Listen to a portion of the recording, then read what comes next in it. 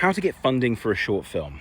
Now, this one is going to be a relatively short video because there is essentially one way that the vast majority of short films get funded, and that is self-funding.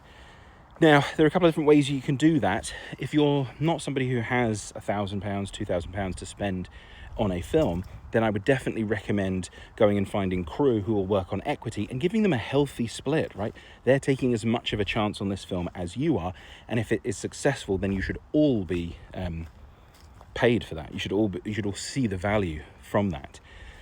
The next way that I see some films getting funded is generally through grants, and if I'm perfectly honest, that is a really tough way to get funding. It's not a lot of films are funded that way, and the number of people going for each one of those grants is so huge that you just can't rely on it, right? There's no trick to it. You just have to be lucky, I think. So that's about it.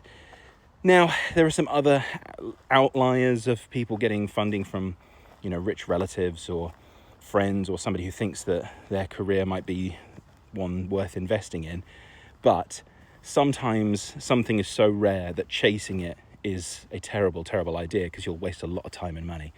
I honestly think we're about to see a huge revolution in really low budget indie films from digital creators that are building brands around themselves, right? Like, again, this is something that I'm doing. This is an audience building tactic. But if you are somebody who is a director and has a particular voice or a particular style, and you can get that thing made, you can build an audience around that. You can get people excited for it, and you can monetize it in, not a big corporation like, let's get all your money, but in like if you like my work, support me.